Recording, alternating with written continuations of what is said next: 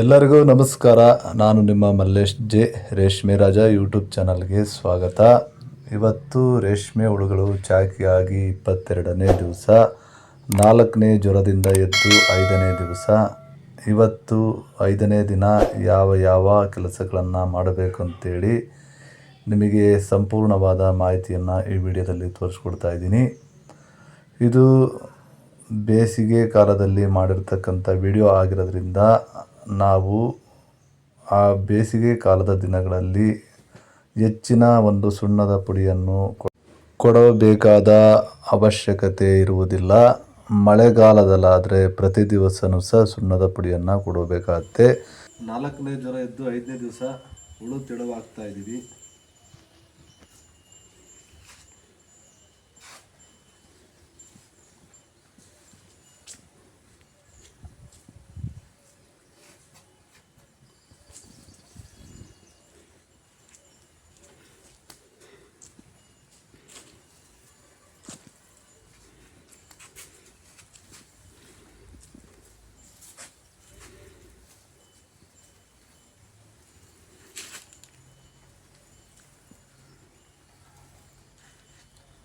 Friends, ಈ ಥರ ಕಡ್ಡಿ ಹಿಡ್ಕೊಂಡು ಹುಳು ಇದು ಮಾಡಿದ್ರೆ ಪೂರ್ತಿ ಎಲ್ಲ ಹುಳಗಳು ಎಷ್ಟು ಬೇಕು ಅಷ್ಟು ಬಿಟ್ಟು ಉಳಿದವೆ ಎತ್ಕೊಬೋದು.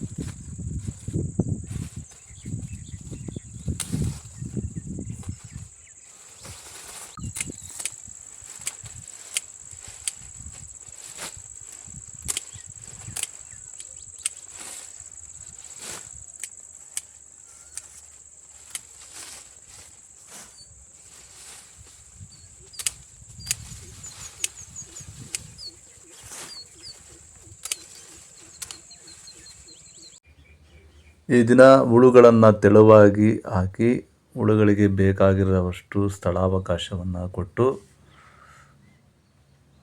ಹುಳುಗಳನ್ನು ಸಪ್ಪನ್ನು ತೆಗೆದುಕೊಂಡು ಹೋಗಿ ಹುಳುಗಳಿಗೆ ಸಪ್ಪನ್ನು ಹಾಕಿದ್ರೆ ಇವತ್ತಿನ ಕೆಲಸ ಮುಗಿಯುತ್ತದೆ.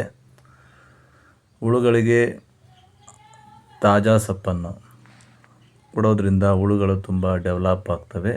ತುಂಬ ಬಾಡಿರ್ತಕ್ಕಂಥ ಸೊಪ್ಪು ಈ ರೀತಿ ಬೇಸಿಗೆ ಕಾಲದಲ್ಲಿ ಹಾಕಬಾರ್ದು. ಆಗ ಕೊಯ್ದು ಆಗ ತಾಜಾ ಸೊಪ್ಪನ್ನು ಹಾಕತಕ್ಕಂಥದ್ದು ತುಂಬ ಸೂಕ್ತವಾಗಿರ್ತಕ್ಕಂಥದ್ದು.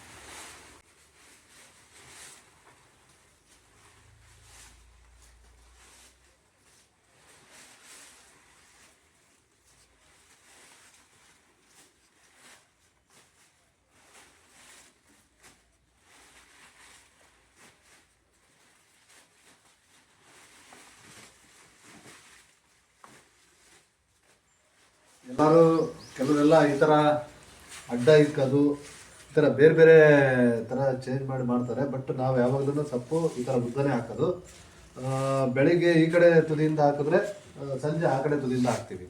ಆ ಥರ ಪ್ರತಿ ಮೇವಿಗೂ ಚೇಂಜ್ ಮಾಡ್ತೀವಿ. ಈ ಕಡೆಯಿಂದ ಒಂದ್ಸರಿ ಹಾಕೊಂಡು ಹೋದರೆ ಆ ಕಡೆಯಿಂದ ಒಂದ್ಸರಿ ಹಾಕ್ತೀವಿ.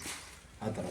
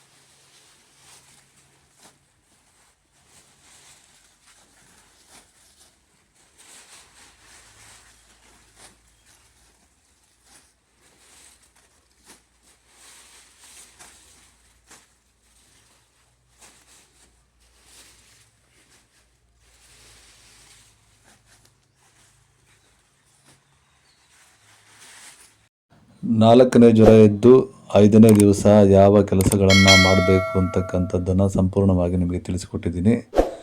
ವಿಡಿಯೋ ನಿಮಗೆ ಇಷ್ಟವಾದರೆ ಲೈಕ್ ಮಾಡಿ, ಜೊತೆಗೆ ನಿಮ್ಮ ಸ್ನೇಹಿತರಿಗೂ ಸಹ ಶೇರ್ ಮಾಡಿ, ಜೊತೆಗೆ ಸಬ್ಸ್ಕ್ರೈಬ್ ಆಗಿ, ಜೊತೆಗೆ ನಿಮಗೆ ಯಾವುದೇ ಸಮಸ್ಯೆಗಳಿದ್ರೂ ಸಹ ಒಂದು ಕಮೆಂಟ್ ಮಾಡಿ. ನಿಮ್ಮ ಕಮೆಂಟ್ಗಳನ್ನು ನಾನು ವಿಡಿಯೋ ರೂಪದಲ್ಲಿ ಮಾಡಿ ನಿಮಗೆ ಮತ್ತೊಮ್ಮೆ ಆ ವಿಡಿಯೋಗಳನ್ನು ಬಿಡ್ತೀನಿ.